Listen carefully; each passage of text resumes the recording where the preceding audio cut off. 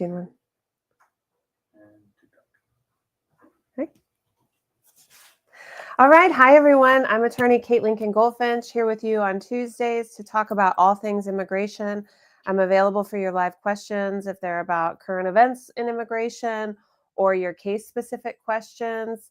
I appreciate your interaction and your attention. Please share this with people that you think are interested in what's going on in the world of immigration. As a reminder, I'm based in Central Texas, but I have a virtual firm. I can represent people all over the globe. Our mission is to bring peace of mind and security to immigrant families living in the United States. So with that, let's kick off. Let's get started talking about the news. We, of course, have a lot of news as things go these days. There has not been a lot of great news. This has not been a good news week. So let's talk about the case of Kilmar Abrego Garcia. Of course, this is the man that everybody's talking about. He is Salvadoran. He was won withholding of removal, protection against deportation to El Salvador. Nonetheless, was picked up driving his U.S. citizen child in the car and was deported to the very place we had ordered that he not be sent, which is El Salvador.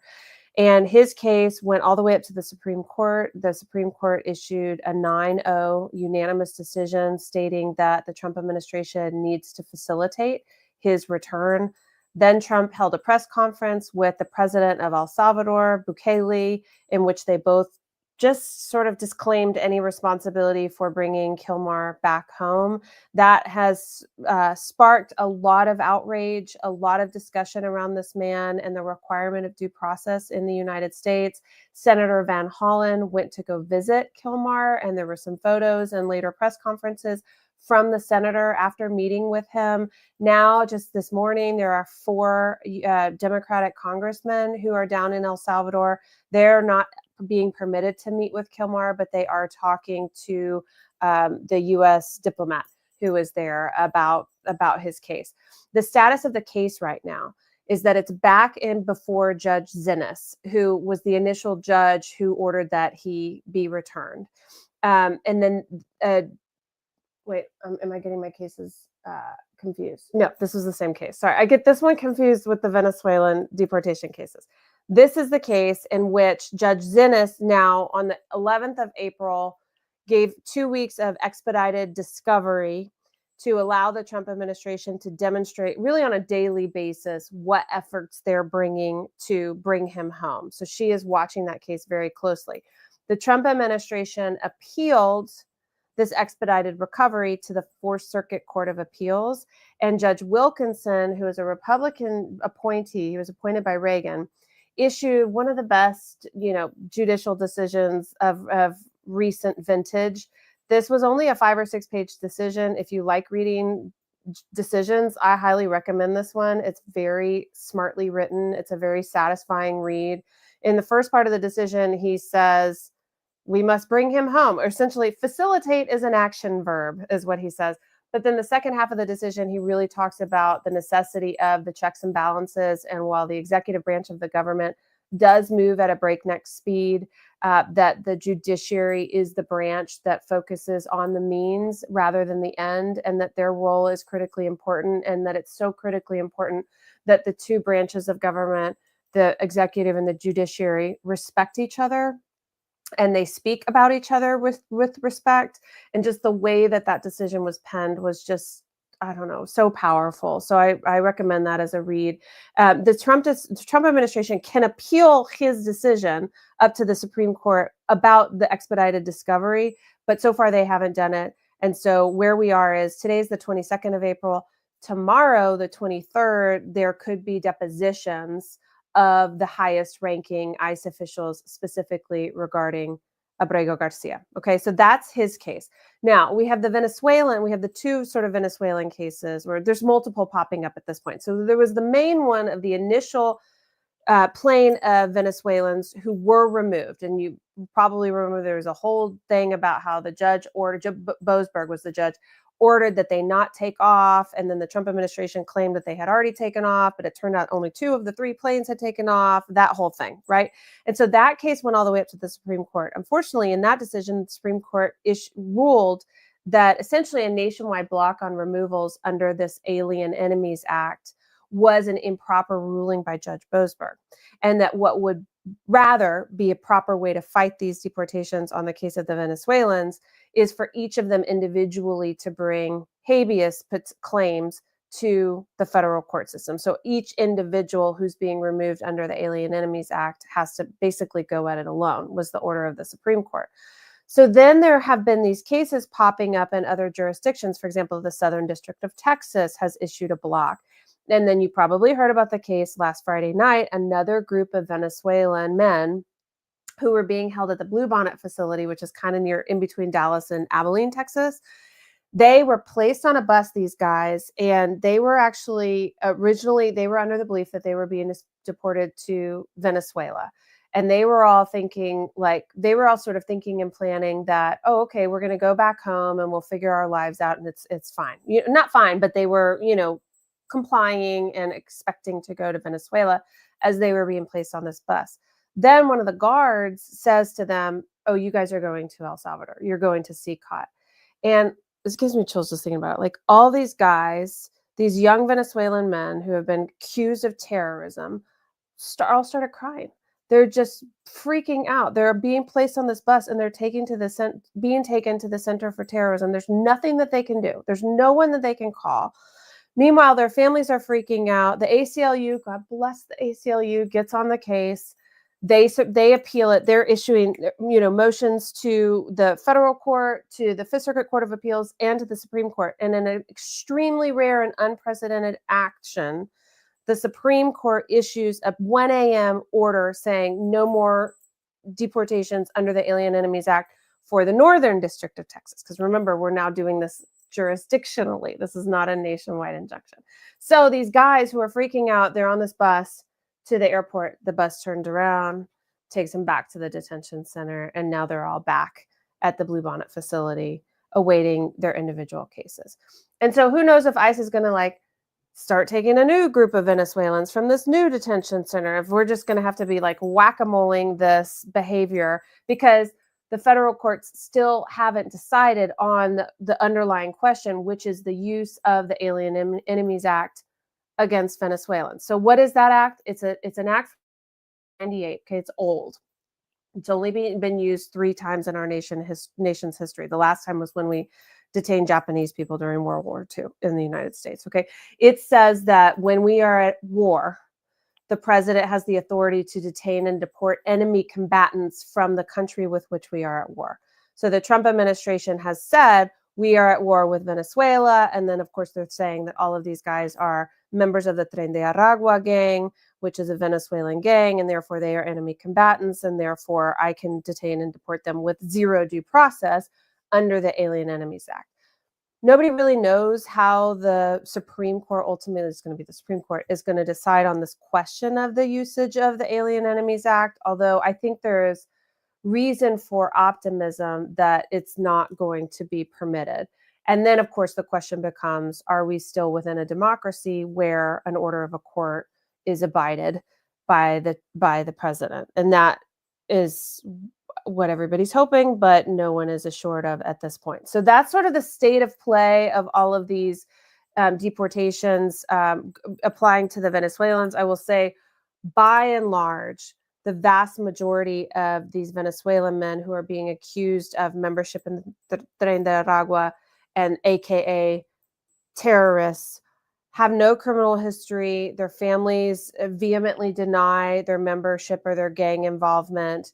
They have children. Some of them have had criminal histories. I'm not going to say 0 of them have criminal histories. The vast majority have not been arrested.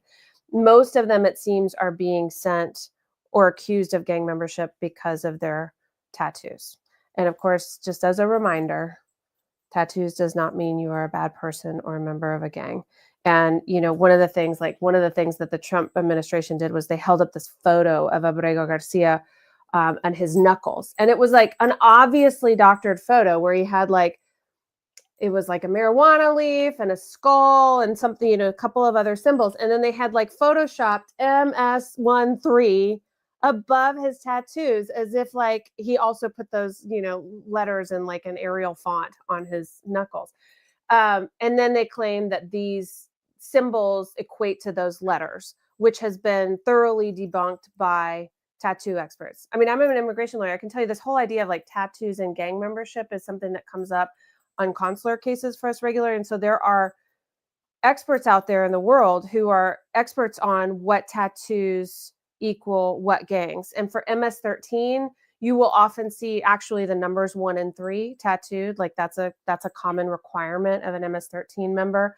But the experts have said these symbols on Abrego Garcia's knuckles did not indicate membership. And I will also say the Tren de Aragua gang, experts have said, is not a tattoo-based gang. So the Trump administration is saying that they all have tattoos and therefore they're members of the gang. That is not supported by the experts. So just really put on your critical thinking skepticism anytime you hear gang, tattoo, murderer, violent criminal, rapist, coming from anybody in the Trump administration when they are talking about immigration, because it is crystal clear that that's their playbook right now. So anytime they're getting any heat from any media source or congressperson, et cetera, about their actions against immigrants, they're like, well, that person was a violent criminal, the end. And then anytime they're asked to come up with evidence to support what they're saying, they don't have it. They don't do it. So this is now multiple instances, many months over. You know, we're in the third month, feels like the 30th century. But multiple times over and over and over again, we have been told by Leavitt and Stephen Miller and Trump and Kristi Noem that such and such person is a violent criminal, and then they're called out and they don't have any proof to back it up, or then they showed doctored, images, etc. So just don't believe it as a first pass when you hear that, is my recommendation based on my own experience following this stuff pretty closely over the last few months.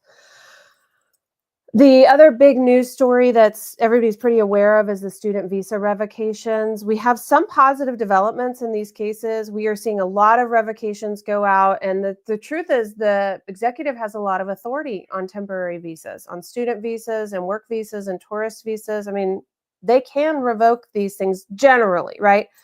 And that's what they're doing. And so some of the people who have had their visas revoked have really minor criminal incidents. Like, listen, before Trump, if somebody on a student visa got arrested and charged with rape, they were going to get picked up under the Biden administration. Okay, that stuff was not permitted under previous administrations. I'm telling you, I've been doing this work for a long time. It wasn't. What the people that they're picking up now that are criminals are people who had like reckless driving, a few people have speeding tickets, right? This is what we're talking about. And then they're also, of course, going after people who have had zero criminal history, but they might have shared anti-Trump stuff on their social media. They might have supported the Palestinian movement. They might have participated in protests, and they're getting revocations of their visas. The good news on this front is that there have been some lawsuits around the country, and there have been some local, not nationwide injunctions, but there have been some local, not even injunctions, but where the courts have ordered visas to be reinstated. So my advice to student visa holders or temporary visa holders, and this goes without saying, but if you get a revocation notice, just immediately talk to an immigration lawyer and make sure that that lawyer is available not only to apply to renew or reopen your own visa, but that lawyer is also aware of the federal litigation that's going on, and that they can join in with other colleagues to bring these federal lawsuits, because those are really, I think, some of the ways that people are going to start to get relief. Brenda, I see your question, and I'll get to them when I get through the news. Thank you for putting that in. So federal litigation plus working on an individual case are the ways that cases, these high profile cases that are in the news, are going to be resolved in this moment. So there you have it. That's the big sort of the headlines that everybody's talking about. There's a few other cases that are going on. The Florida Attorney General reinforced the district judge's order for state law enforcement to halt the migrant arrests. Then we're seeing some more RFEs for H-1B and employment-based cases. This certainly happened during Trump 1.0. An RFE is a request for evidence. It's a way that immigration can sort of gum up the works when you file for something. And sometimes it's legitimate, of course, like you missed a piece of critical evidence. And so they'll issue an RFE and say, like, we didn't get evidence of your good moral character in a VAWA case, for example, something like that.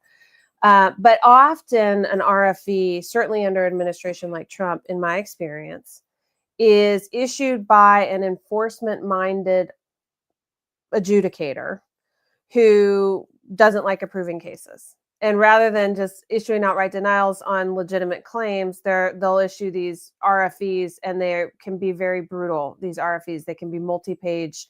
You didn't prove this, you didn't prove that, submit this, and then you've got a limited window in which you can respond, and it's very stressful. So just heads up, we're seeing more RFEs, especially on H-1B and employment-based cases. We're also seeing more ICE is sort of moving from these targeted arrests where they're going after someone on a list and then they're arresting people around, like that. They call that collateral arrest. That's what we've seen in terms of interior enforcement for the first few months. Now we're starting to see more wide-scale raids in certain locations, and often they go into locations that tend to be sanctuary or less cooperative with ICE. Okay, so ICE activity has increased in Las Vegas. We're seeing reports of that. And then there was a wide-scale raid in New York where 206 immigrants were arrested in New York City and the Hudson Valley. And this is one of those cases where the administration has claimed that all of these people somehow were murderers and they were all hanging out together. So of course there's no evidence of that yet. So TBD on that. And I'm not claiming to know the cases of any of these people arrested in New York. I'm not involved, but I am exercising my own skepticism when I read a report that 200 people were arrested and they were all gang members and they were all murderers and they were all drug dealers and they were all hanging out. Like that's just not how, criminal organizations function in my, I don't know what I've seen on TV. At least I don't believe it. Let's just put it that way. So that has happened. Another raid there. Then we have an order in Texas that's Texas students their status will be restored, and another one on the East Coast. Of course, we're seeing plans to extend detention system, and so this is definitely one of the things they do. They're looking to expand detention. They go to army bases or private prison companies, which of course have shareholders who get enriched from detaining people. Just the weirdest thing ever. And that's what we're going to see more of. And then, where these detention centers are placed, people are going to need support. So lawyers should be aware of where that's occurring and maybe start trying to provide support. They do typically tend to bring them down where I am, based in Texas or Louisiana. That's because we sit in the Fifth Circuit Court of Appeals. So federal litigation from Texas and Louisiana goes up to the Fifth Circuit before going to the Supreme Court. And the Fifth Circuit is notoriously conservative and anti-immigrant. So this is a version of forum shopping by the Trump administration. Well, they'll open up more detention centers in the Fifth Circuit, and then they'll pick people up like Mahmoud Khalil in New York and immediately transfer them into a facility in Texas or Louisiana. That's because they have more favorable judges in these jurisdictions. And that's presumably, we're not going to see a bunch of detention centers in California, for example. They're not going to do that. Private prison technology is being used to track immigrants. We are definitely seeing a lot more information and data sharing about immigration, with the Social Security Administration and the IRS, and the money exchange companies are doing that. So just heads up, a lot of information is being shared between other agencies. All right, so I've got some questions from you guys here, live questions. Go ahead and keep sending them in. I'll get to case-specific questions. Okay, here we go. From Brenda, thank you for your question, Brenda. Has anyone's permanent residence been taken away when border crossing? My mom wants to travel to Mexico, but I'm concerned they won't let her back in. This is really important, what I'm about to say. CBP, Customs and Border Protection, does not have the authority to revoke residency at the airport. They cannot take someone's status away. They can take the actual green card, They can put the person in secondary inspection and make them very stressed out and worried. They could theoretically detain them if they have a criminal history.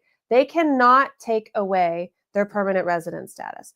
Only an immigration judge can do that. So what happens is somebody comes in, if they get subjected to secondary inspection and ICE really wants to, or CBP really wants to mess with them, they'll place them in proceedings. They'll issue them, it's called a notice to appear in immigration court. And then that person will mostly be released unless they have a significant criminal matter. So that's the first thing I want permanent residents to understand. They can't take your green card. They can take your card. They can take your physical card. They cannot take your permanent resident status away at the airport. Okay.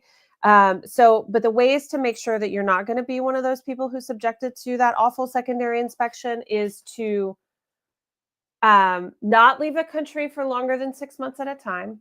Okay.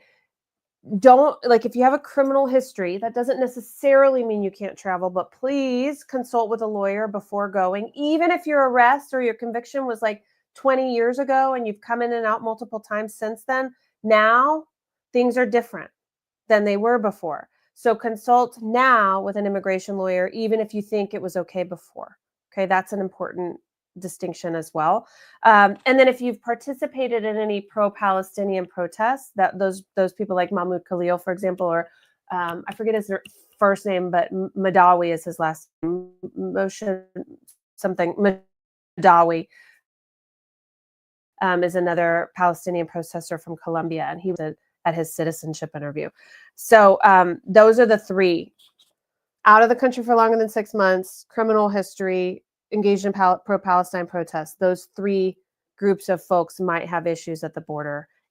Same deal, Brenda, I hear you that she's crossing by land. It's the same. Land, border, and airport, same level of authority. My answer does not change. Thank you for the question. From Kenya, doesn't protesting and social media posting violate freedom of speech? Yes, it absolutely does. It 100% does. And that is the era that we are in right now.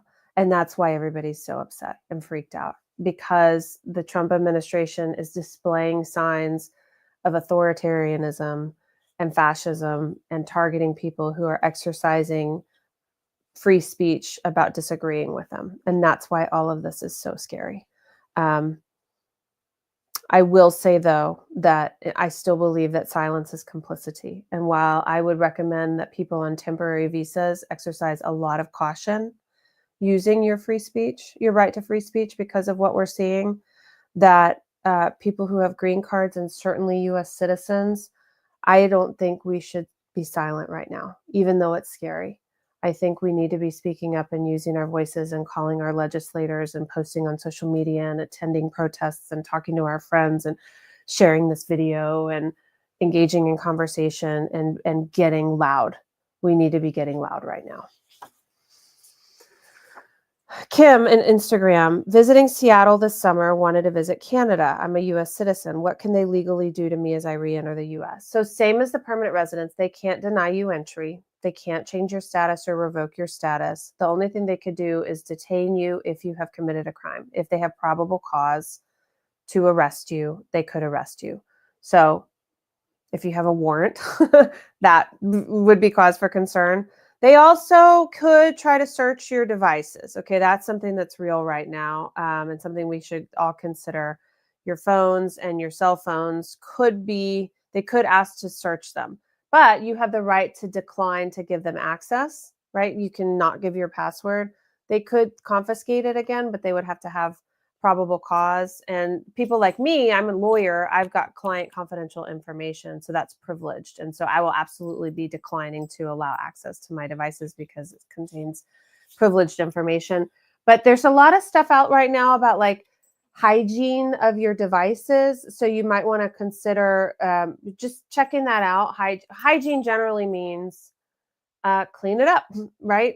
Think about what you've put on social media. Think about going back, and are there photos that you put out there that you don't want out there? Are there photos on your camera roll that you don't want other people to see? Other messages, emails, things like that feel very private to you. Think about whether you could somehow get those off your phone, either by putting them elsewhere in different inboxes or deleting apps or things like that. So hygiene of your devices before travel is something you could consider. Thank you for the questions, guys. Keep them coming. I have a few minutes left. Here's a question. I have a pending case, but I'm legally married to a U.S. citizen. Can I still fly domestically using my foreign passport since I can't get a real ID? Can I still be detained? Oh, this is a great question because the Real ID Act is taking effect on May 7th of this year. So that means in order to travel internationally, everybody's going to need the driver's license with the Real ID note on it. So I'll do some posts and information dissemination about that as it comes up for you guys. But can you fly domestically using a foreign passport since you can't get a real ID?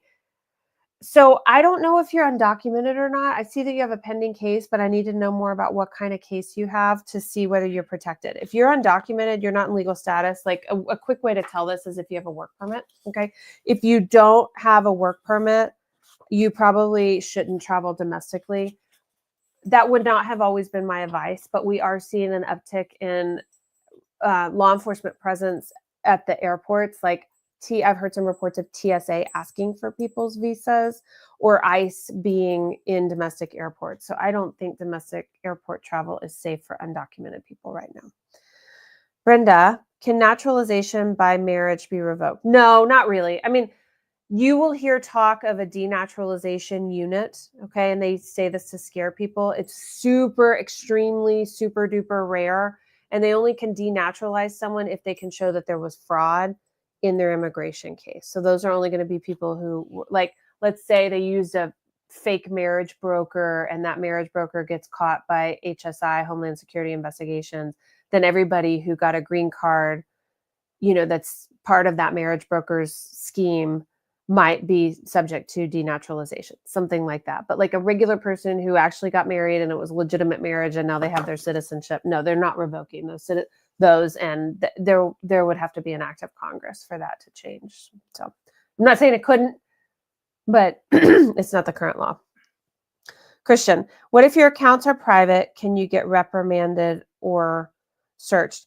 Not reprimanded. There is no law saying you have to give access to your devices. Here's the deal. There's 3 levels of people who are coming in through the border. There's temporary non-immigrants, you're called. Then there's immigrants who are permanent immigrants to the United States, and then there's U.S. citizens. So non-immigrants are student visas, tourist visas, employment visas. You guys should do your best to cooperate fully when you're attempting to enter because they have the power to deny you entry. So if you've got nothing to hide and yet you say, no, you can't access my phone, they can say to you, well, then you can't come in by. Right? So thinking about cooperating as a non-immigrant, I think is a good idea if you don't have anything to hide. If you are a green card holder, they can't deny you entry. This is the same for both citizens and green cards, but citizens are slightly more protected. They can't deny you entry, but they can certainly take you in secondary inspection and delay your admission and make you a little bit miserable and maybe even confiscate your device if you refuse them entry into your device. But that might still be worth it. Like, for example, me as a lawyer, I have confidential information on my phone that's privileged, and I won't be allowing anyone access to that. Okay. Is dual citizenship, did I answer your question? Yeah, I did. Is dual citizenship something that can incriminate if we're naturalized now, Brenda? No. Dual citizenship, it's not as if the United States approves of dual citizenship, but the U.S. just turns a blind eye to it. It's like it doesn't matter to the U.S. if you have citizenship in another country. What matters to them is your U.S. citizenship, and that is your primary citizenship, and the end. There are some other countries that don't permit dual citizenship. It's super rare. Like Germany didn't used to. India creates some penalties for people who have dual citizenship. Most countries around the globe allow for dual citizenship this day and age. All right, so we've reached the end of our time together. I'm so sad to say goodbye, but before you go, let me share with you guys the action tip of the week, because I know everybody's like, this is so much going on. I don't know what to do. What can I do to help? So I have promised to share with you an action tip every week of something you can do to benefit the cause of immigrants. Today, I'm going to ask you to share this show where I'm sharing important information, and you might know people who want to be informed about what's going on in the news about immigration, and share this with them. Say, hey, we were talking about immigration the other day. I think you should follow this show. You can stay up to date watching Kate and ask her any questions. So that's your tip of the week. Share this show with 5 of your friends. I appreciate you being here with me. I'll see you next Tuesday in English at 11. And then on Thursday, we'll do our show at noon en español. Thanks for being with me. See you soon.